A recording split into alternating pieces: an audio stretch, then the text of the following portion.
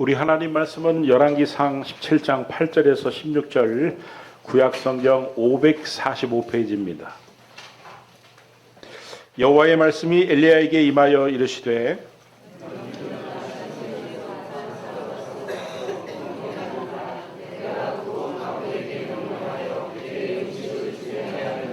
그가 일어나 사르밧으로 가서 성문에 이를 때에 한 과부가 그곳에서 나뭇가지를 줍는지라 이에 불러 이르되 청하건대 그릇에 물을 조금 가져다가 내가 마시게 하라.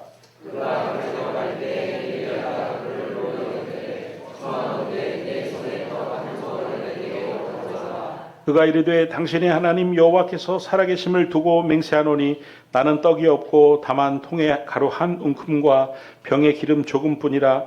내가 나뭇가지 둘을 주어다가 나와 내 아들을 위하여 음식을 만들어 먹고 그 후에는 죽으리라.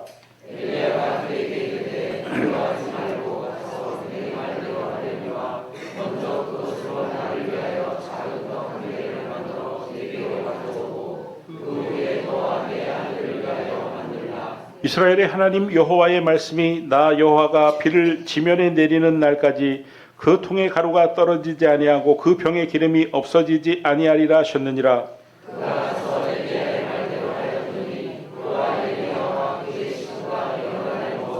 같이 읽겠습니다. 여호와께서 엘리야를 통하여 하신 말씀같이 통의 가루가 떨어지지 아니하고 병의 기름이 없어지지 아니하니라. 아멘. 여러분, 설교자가 은혜롭게 설교하는 게 기적에 가까울까요? 아니면 우리 성도님들이 설교를 들으면서 은혜를 받는 게 더 기적에 가까울까요? 제가 생각해 보니까 설교를 들으면서 은혜를 받는 게 조금 더 기적에 가까운 것 같습니다. 우리 옆 사람과 이렇게 인사하기 원합니다. 오늘도 기적이 일어나길 원합니다. 은혜 많이 받으시기 바랍니다. 어떤 사람이 건축 현장에서 막노동을 3년 했는데 이 사람이 처음 막노동을 시작할 때 아무것도 모르니까 그냥 그저 잘해야 되겠다, 열심히 해야 되겠다는 각오가 가득 찼습니다. 그래서 그 건축 현장에서 그 소위 전문가라는 분들이 열심히 그 앞에서 열심히 일을 했는데 아니 이상하게 기술자들이 자기가 그렇게 열심히 하는데도 막 인상을 찡그리고 방해하지 말라고 그러고 급기야는 저 사람 일머리가 없네. 심지어는 내일 나오지 마세요 그러더라는 거예요. 아니 자기는 열심히 했는데 그래가지고 처음에는 저 사람들이 텃세를 부리는구나. 아이고 나쁜 사람들 이렇게 생각을 했는데 계속 그 일을 하다 보니까 모든 일에는 순서가 있다라는 사실을 알았습니다. 쉽게 말해가지고 공사를 할 때 전기, 수도, 난방, 배관부터 해야지 뭐 타일부터 깔고 도배부터 할 수 없는 거 아니겠습니까? 그러니까 왜 그 전문가들이 자기가 그렇게 열심히 하는데도 얼굴을 찡그리고 방해하지 말라고 그러고 일머리가 없다고 그랬는지 순서가 잘못됐구나라는 사실을 깨달았습니다. 그래서 그 다음부터는 현장에 딱 도착하면 무조건 열심히 일을 하는 것이 아니라 오늘은 어떤 것부터 해야 될까를 생각하고 그 일에 맞춰가지고 그 순서에 맞춰가지고 일을 하기 시작을 했더니 그 다음부터는 사람들이 잘하네, 일머리가 있네 칭찬을 하더랍니다. 그러면서 일거리를 계속 주더랍니다. 여러분, 그러니까 모든 일에는 순서가 있고 그 순서가 참 중요한 것입니다. 여러분, 신앙생활도 마찬가지죠. 이 신앙생활은 신앙과 생활이라는 단어가 결합이 되어 있는데 이 신앙생활에도 순서가 있는 거예요. 신앙이 먼저고 생활이 그 뒤에 있다. 그래서 신앙생활인 것이다 이런 말씀이에요. 마치 건축 현장에서 열심히 뭔가를 하는데 순서가 틀리면 욕을 먹고 급기야는 일이 줄어드는 것처럼 순서가 맞으면 칭찬을 듣고 일거리가 꾸준히 느는 것처럼 신앙생활도 우선순위를 잘 두고 신앙생활을 해야 신앙에 초점을 맞추고 신앙생활을 해야 하나님께 잘한다 잘한다 칭찬도 듣고 삶의 질이 점점 좋아지는 것이지, 생활에 초점을 맞춰가지고 순서가 바뀌어가지고 생활에 초점을 맞춰가지고 살다 보면 하나님께 칭찬도 못 듣고, 그러다 보면 열심히 하는데도 인정도 못 받고 삶의 질이 저하될 수밖에 없는 것이다, 이런 말씀이에요. 여러분, 오늘 이 본문 말씀을 보면은 흉년이 아주 심해가지고 먹을 것이 부족하던 어느 날 하나님께서 엘리야에게 저 사르밧에 있는 과부에게 가서 먹을 것을 구하라 명령을 하십니다. 열왕기상 17장 8절에서 9절 말씀을 보면 우리 같이 한번 읽어보겠습니다. 여호와의 말씀이 엘리야에게 임하여 이르시되 너는 일어나 시돈에 속한 사르밧으로 가서 거기 머물라. 내가 그곳 과부에게 명령하여 네게 음식을 주게 하였느니라. 이 과부의 형편을 살펴보니까 아들을 하나 키우며 사는데 얼마나 가뭄이 심했던지 식량이 다 떨어져 가지고 굶어 죽기 직전이었습니다. 그런 과부에게 떡을 만들어 가지고 나에게 대접하라고 명령을 하라는 것입니다. 여러분, 과부의 입장에서 생각을 해보면 자신에게 떡을 만들어 가지고 오라는 이 엘리야의 요청이 기가 막혔을 것입니다. 왜냐하면 사실은 이 여인에게는 한 끼 분량의 밀가루와 기름밖에 남지 않아서 그 아들과 마지막으로 떡을 만들어 먹고 죽으려던 참이었기 때문에 그렇습니다. 그래서 자신의 형편을 솔직하게 털어놓습니다. 사실 지금 한 끼 먹을 것밖에 없어서 아들과 내가 이것을 마지막으로 먹고 죽으려던 참이었다. 여러분, 왜 과부가 이런 말을 하는 겁니까? 현실을 직시하라는 것입니다. 내가 지금 누구를 돌볼, 누구에게 음식을 대접할 처지가 아니라는 것입니다. 자, 그러면 여러분, 이런 말을 만약에 여러분들이 들었다면 어떻게 반응하시겠습니까? 아이고, 그랬군요. 몰랐습니다. 제가 신뢰가 많았습니다. 제가 한 말은 신경 쓰지 마시고 드십시오. 당신의 계획대로 하십시오. 이래야 되는데 엘리야가 오히려 열왕기상 17장 13절 말씀을 보면 엘리야가 그에게 이르되 두려워하지 말고 가서 내 말대로 하려니와 먼저 그것으로 나를 위하여 작은 떡 한 개를 만들어 내게로 가져오고 그 후에 너와 내 아들을 위하여 만들라. 먼저와 후에라는 단어에 제가 밑줄을 그어놨는데 순서를 분명히 다시 한번 말하고 있습니다. 먼저 나에게 가져오고 남으면 먹어라. 여러분이 만약에 사르밧 과부라면 기가 막히지 않겠습니까? 그 요구가 얼마나 뻔뻔하게 들리겠습니까? 화가 나지 않겠습니까? 오늘 우리가 집중적으로 살펴보고 은혜를 받고자 하는 부분은 바로 이 순서입니다. 엘리야가 지금 말하는 순서와 이 과부가 원하는 순서가 완전히 다릅니다. 엘리야는 자기 떡을 먼저 만들고 그 다음에 너와 아들의 떡을 만들라고 하고 있지만 과부의 생각은 전혀 그게 아닙니다. 그녀가 생각한 순서는 굶주린 자기 아들이 제일 먼저이고 그 다음에 자기고 그 다음에 엘리야입니다. 이 여인의 생각이 인간적으로 보면 지극히 이성적이고 지극히 타당하고 지극히 합리적인 판단입니다. 그런데 지금 엘리야가 무엇을 요구하고 있는 겁니까? 그 순서를 바꾸라는 것입니다. 그 순서를 뒤집어야 된다는 것입니다. 여러분, 제가 신앙생활, 이 신앙과 생활이라고 말씀을 드렸는데 이 신앙과 생활이라는 측면으로 정리를 해보면 아들에게 먼저 떡을 주면 생활인 것이죠. 그러나 엘리야에게 떡을 먼저 갖다 주는 것은 신앙입니다. 신앙이 먼저인가 생활이 먼저인가?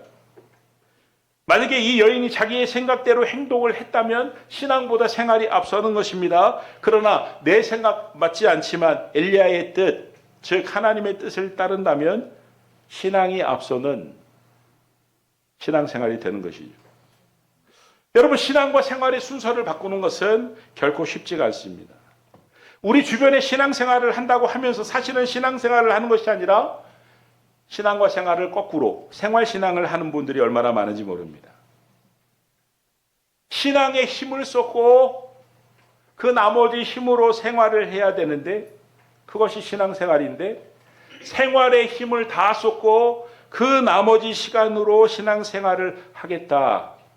그것이 당연하다고 생각한다면 신앙생활이라고 할 수 없는 것이죠. 신앙과 생활의 순서가 바뀌었다고 할 수 있는 것이죠.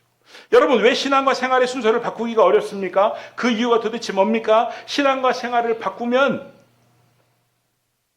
삶의 질이 저하될 것 같은 두려움이 있기 때문에 그렇습니다. 지금 사르밧 과부의 입장에서 순서를 바꾸는 것은 두려운 일입니다. 하나님이 정하신 순서를 따라 엘리야에게 먹을 것을 갖다 주었다가는 자신과 아들이 굶어 죽을 것 같은 두려움. 신앙에 중점적으로 힘을 쏟고 생활을 했다가는 이 생활의 그 삶의 질이 수준이 저하가 될 것 같은 그 두려움. 그런 여인의 마음을 꿰뚫고 엘리야는 두려워 말라고 합니다. 열왕기상 17장 3절 말씀을 보니까 엘리야가 그에게 이르되 두려워하지 말고 가서 내 말대로 하려니와 먼저 그 후에 두려워하지 말라고 하면서 먼저 그 후에 순서를 다시 한번 강조를 하고 있습니다. 순서를 언급하고 있습니다. 그럼에도 불구하고 순서를 지켜야 된다는 것입니다. 신앙과 생활의 순서를 바꾸면 안 된다는 거예요. 여러분, 이 여인은 12절 말씀에 이런 표현을 엘리야에게 합니다. 당신의 하나님 여호와께서 살아계심을 두고 맹세하노니 라는 표현을 쓰는 것으로 보아 이 사르밧 과부는 하나님을 믿었고 엘리야가 하나님의 사람인 것을 알았습니다. 그리고 이 일이 분명히 하나님의 뜻인 것도 알았습니다. 그럼에도 불구하고 자신이 정한 이 순서를, 신앙과 생활의 순서를 바꾸는 것을 너무너무 두려워하고 있습니다. 여러분, 지금 이 여인의 두려움이 오늘 이 시대를 살아가고 있는 우리의 두려움입니다. 이 여인의 갈등이 오늘날 우리의 갈등입니다. 신앙생활을 열심히 하지 않자니 하나님이 기뻐하지 않으실 것 같고, 그렇다고 신앙생활에 막 집중을 하고 열심히 하자니 지금 세상이 어떤 세상인데 죽자고 일을 해도 간신히 입에 풀칠하고 사는 세상인데 그렇게 시간을 빼고 그렇게 예배를 드리고 그렇게 시간을 빼서 양육을 받고 주일 성수를 하고 심지어 11조까지 하고 그러면 내 삶의 질이 수준이 저하될 것 같은 두려움. 여러분, 순서를 바꾸면 일어날 일에 대한 뒷감당이 두려운 이 과부의 고민과 두려움이 오늘 이 시대를 살고 있는 우리의 갈등과 두려움이다, 이런 말씀입니다. 그래서 신앙이 먼저고 생활이 다음이 신앙생활을 해야 되는데 언제나 생활에 온 에너지를 다 쏟고 남는 에너지를 신앙에 투자하려다 보니까 신앙생활이 늘 지친다, 힘들다, 피곤하다, 피해의식으로 쩔어 가득합니다. 여러분, 이 사르밧 과부의 이야기를 오늘 우리의 이야기로 바꿔서 한번 적용을 쉽게 한번 해볼까요? 여러분은 사회생활을 어떻게 하십니까? 직장생활을 어떻게 하십니까? 가정생활을 어떻게 하십니까? 아주 그냥 먹고 살기 위해서 불철주야로 노력할 것입니다. 누가 시키지도 않았는데 새벽부터 일어나가지고 밤늦게까지 열심히 일을 하고, 일을 했는데도 부족하면은 막 시키지도 않았는데도 야근도 하고 밤샘도 하고, 잘 모르는 일이 있으면 아는 사람만 찾아다니면서 막 물어보고, 그래도 안 되면 학원도 다니고, 뭐 반찬을 만들려고 명하지 않았는데도 그냥 알아서 반찬을 만들고 밥하고 어떻게든 잘하려고 막 집안 살림도 열심히 하고 말이죠. 학생들도 마찬가지죠. 학교에 안 빠지고 얼마나 열심히 다니는지 모릅니다. 시키지도 않았는데도 얼마나 열심히 공부하는지도 모릅니다. 막 잠을 줄여가면서 공부하고 막 예습하고 복습하고 자율학습하고 막 시험 기간이 되면은 잠도 안 자고 공부하고 막 선생님이 이거 중요해 그러면 거기다가 밑줄 치고 별 5개 해놓고 달달 외우고. 여러분, 하나님은 오늘 우리 본문 말씀에서 우리에게 생활의 열심을 신앙의 열심으로 한번 바꿔보라고 말씀하십니다. 네가 회사 다닐 때의 그 열심을, 사업할 때의 그 열심으로, 학생이 공부할 때의 그 열심으로 신앙생활을 하면 삶의 질서가 잡힐 것이다. 혼란이 사라질 것이다. 네가 회사의 사장님이 말할 때 네 알겠습니다 하는 것처럼, 내가 말할 때 아멘으로 화답을 하고, 네가 고객이 요구할 때 그 요구를 즉시 들어주는 것처럼 내 말에 즉시 순종을 하고, 네가 직장에 열심히 나가는 것처럼 내 앞에서도 예배도 열심히 나오고, 네가 보고를 잘하는 것처럼 나에게 기도도 잘하고, 그 나머지 힘으로 생활을 하면 내가 확실히 너의 필요를 잘하는 내가 너의 필요를 채워주겠다, 도와주겠다. 여러분, 그것이 먼저 그의 나라와 그의 의를 구하라. 그리하면 이 모든 것을 너에게 더하시리라. 아멘. 그 말씀 뜻 아니에요? 아멘. 우리는 신앙의 수준을 올리면 삶의 수준이 저하될 것이란 막연한 염려와 걱정이 있습니다. 팩트 체크를 해봐야 돼요. 사실인지 정말인지. 열왕기상 17장 5절에서 15절에서 16절 말씀을 보니까 이 사르밧 과부가 신앙의 수준을, 자기의 생각을 포기하고 하나님의 뜻에 집중을 하고 하나님의 뜻이 원하는 뜻대로 선택을 하니까 신앙의 수준을 올리니까 어떤 일이 벌어집니까? 그가 가서 엘리야의 말대로 하였더니 신앙의 수준을 올렸다는 거예요. 그가 엘리야와 그의 식구가 여러 날 먹었으나 여호와께서 엘리야를 통하여 하신 말씀같이 통에 가루가 떨어지지 아니하고 병에 기름이 없어지지 아니하니라.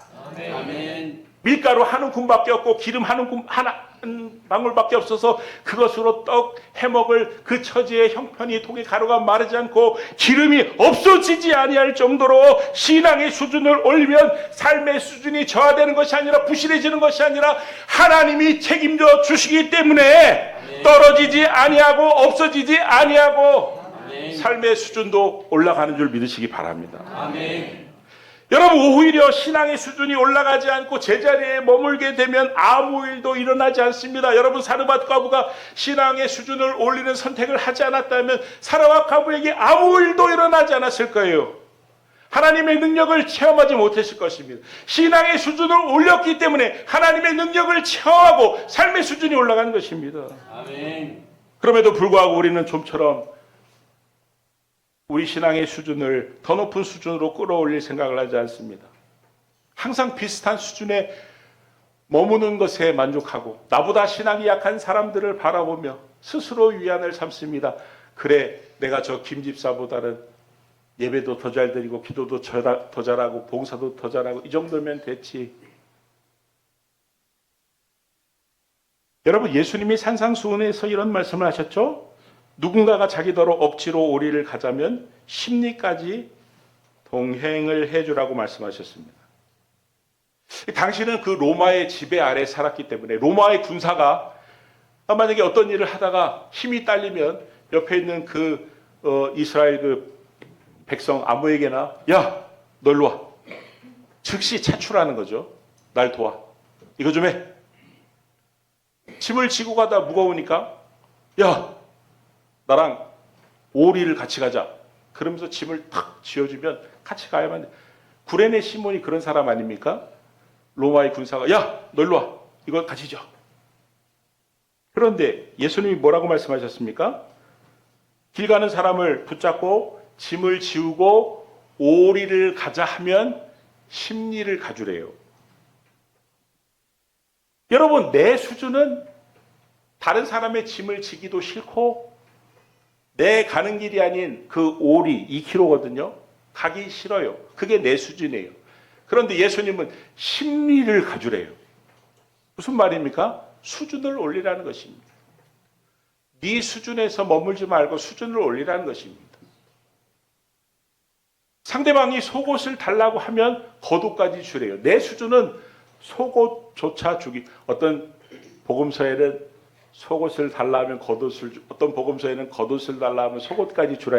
그러니까 이 말씀은 무슨 말씀이냐면은 수준을 올리라. 수준을 끌어올리라는 것입니다. 여러분, 예수님은 하나님이십니다. 하늘의 영광과 보좌를 영원토록 누리는 것이 마땅한 분이십니다. 그런데 그분이 인간으로 이 땅에, 인간의 몸으로 이 땅에 오셨습니다. 사람들의 멸시와 모욕을 당하셨습니다. 하늘의 천군과 천사를 동원해가지고 얼마든지 그 사람들을 제압할 수 있는데 십자가에 그 못 박는 그 사람들을 천지를 창조하시는 하나님이시니까 지각 변동으로 그 로마의 군사쯤이야 그 제압하는 것은 손바닥 뒤집는 것보다 예수님에게는 쉬운 일이었는데 그러나 그 전지전능하신 당신의 능력을 사용하지 않으셨습니다. 십자가를 치셨습니다. 왜 그렇습니까? 그것이 하나님의 성부 하나님의 뜻이었기 때문에 아멘. 당신의 뜻을 내려놓고 성부 하나님의 뜻을 따라 그 수준을 끌어올리신 것이죠. 현실이 아니라 하나님의 뜻을 선택한 것입니다. 그 결과 죄인인 우리가 구원을 받았고 하나님의 자녀가 되었고 천국을 유업으로 상속받았고 영생을 누리는 그야말로 수준이 높아진 것입니다. 할렐루야. 아멘. 왜 오래도록 신앙생활을 하는데 변화가 없습니까? 왜 오래도록 신앙생활을 하는데 오히려 수준이 하락을 하고 있습니까? 왜 남들은 다 은혜를 받고 왜 남들은 다 하나님의 능력을 체험하는데 왜 나는 하나님의 능력을 체험하지 못합니까? 주님이 원하시는 신앙의 수준에 올라가야 그 시도들을 해야 되는데 지금 정도면 됐지, 나 정도면 됐지, 먹고 살기 바쁜데 어떻게 신앙의 수준을 더 올리라는 말이야. 여러분 신앙의 수준이 제자리에서 맴맴 돌고 있기 때문은 아닌가 이런 말씀. 아무리 재벌 회장이 나를 사랑하고 나를 잘 알면 뭐합니까? 나를 사랑하고 나를 잘 아니까 나도 그분에게 전화하고 나도 그분을 부지런히 찾아뵙고 그분이 야 이거는 이렇게 하고 저건 저렇게 해. 그러면 신신당부한 것을 다 받아 적고 여러분 그래야 그분의 도움이 실제적으로 나에게 임하는 거 아닙니까? 여러분 하나님이 나를 아무리 사랑하면 뭐합니까? 아무리 나를 알면 뭐합니까? 내가 하나님을 외면하고 만나지도 않고 하나님이 아무리 말씀해도 경청하고 귀담아 듣지 않는데 그러니까 여러분 결단이 필요합니다. 먼저와 후회를 바꾸는 결단, 신앙과 생활의 순서를 바꾸는 결단.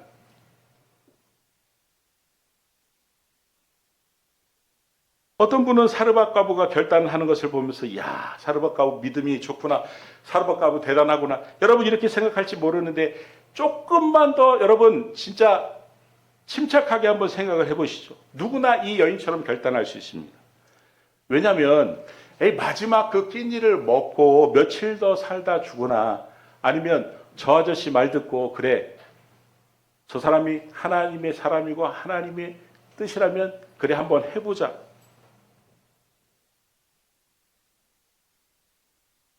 저 사람 말대로 좋은 일이 생기면 좋고 아니면 며칠 덜 사는 거지 뭐.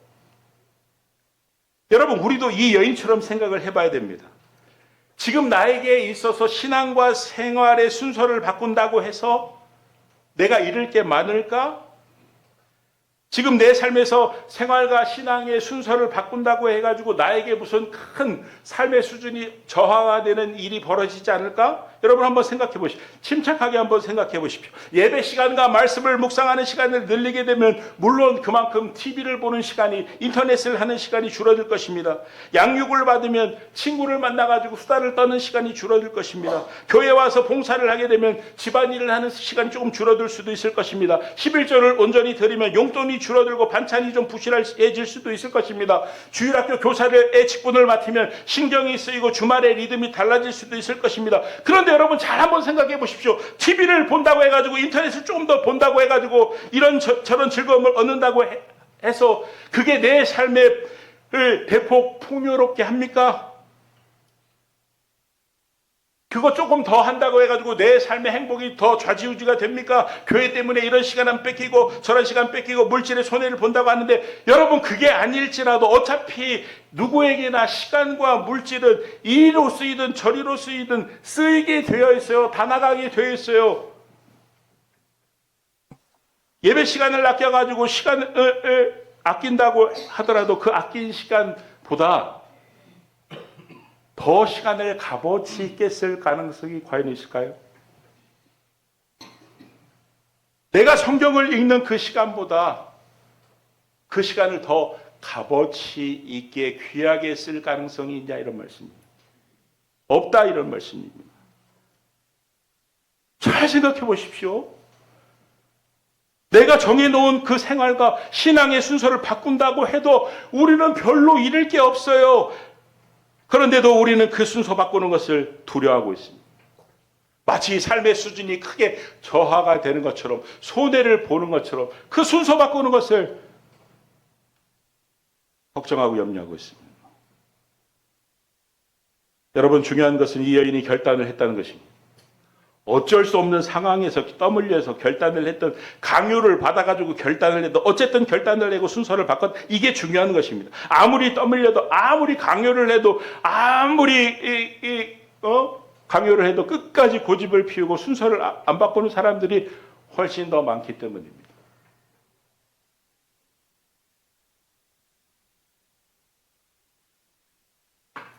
오늘 본문의 사르밧 과부처럼 주님께서 결단하라고 강요하시는 분들이 있어요. 몇 차례나 반복해서 말씀하시는 사람들이 있습니다. 그래서 본인도 결단해야 되는지 잘 알고 있는 사람도 있습니다. 여러분이 이 대목에서 꼭 명심할 것은, 여러분이 결단을 한다고 해서, 여러분이 순서를 바꾼다고 해서, 여러분이 신앙의 수준을 올린다고 해서 여러분에게 손해가 날 것은 아무것도 없다는 것입니다. 반대로 결단을 미적대면 미적될수록 손해가 커진다는 사실입니다. 될 듯 한데 안 돼. 하나님이 조금만 도우시면 이거 넘어가는데 안 된다고요. 근데 결단하면 돼요. 아멘. 왜 간당간당 삽니까? 왜 그 통에 그 가루와 기름이 없는 것을 견디며 인내하며 이렇게 사는 게 최선이라고 생각하면서 간당간당하게 사는 게 당연하다고 생각을 합니까? 하나님이 도와주시면 통에 가루도 떨어지지 않고 기름도 떨어지지 않는 그런 풍요한 삶을 살 수 있는데, 왜 내가 그 간당간당하게 그것을 참아가며 인내하며 삽니까? 하나님께 신앙과 생활의 수준을 바꾸는, 순서를 바꾸는 결단을 할 수 있길 주의 이름으로 축원합니다. 아멘. 그래야 풀릴 것 같지 않은 그 문제가 하나님의 도우심으로 풀리고, 넘어가지 못해서 번번이 미끄러진 그 문제가 넘어가고 하나님의 은혜가 여러분의 삶에 반드시 임하게 될 줄 믿습니다. 기억하시기 바랍니다. 다시 한번 말씀드리지만, 생활과 신앙의 순서를 바꾼다고 해서 여러분이 잃을 게 하나도 없습니다. 손해볼 게 하나도 없습니다. 죽을 것 같지만 죽지 않습니다. 오히려 문제가 해결이 됩니다. 축복이 시작이 됩니다. 여러분의 텅 빈 영혼과 심령에 오늘 사르밧 과부의 통과 병의 가루와 기름이 날마다 채워졌던 것처럼 하나님의 은혜가 날마다 채워지게 됨을 믿으시기 바랍니다. 아멘. 더 이상 미루지 마시고 결단하고 순서를 바꿀 수 있기를 바랍니다. 아멘. 그래서 오늘 제가 조금 이따 예배 마치고 저 뒤에 딱 서 있으면, 오늘만은 악수 안 하고 하이파이브 합시다. 제가 손을 딱 이러고 있을 테니까, 남자도 하이파이브, 여자도 하이파이브, 애도 하이파이브 한번 해보겠습니다라는 뜻이 하나님입니까?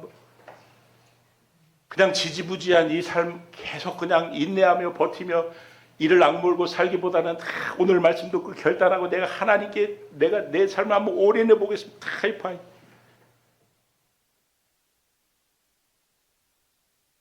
얼마나 흥분했는지 막 땀이 비가 오듯이 흐르네. 그 은혜가 저와 여러분의 삶에 충만하게 임하기를 그리스도 예수의 이름으로 축원합니다. 아멘. 축원합니다. 아멘. 축원합니다. 아멘. 기도하겠습니다. 하나님, 신앙과 생활의 순서를 분명히 하게 하여 주옵소서. 아멘. 삶의 수준이 저하되는 것이 아니라 삶의 수준도 올라간다는 사실을 기억하고 결단하게 하여 주시옵소서. 아멘. 예수님의 이름으로 기도드립니다. 아멘.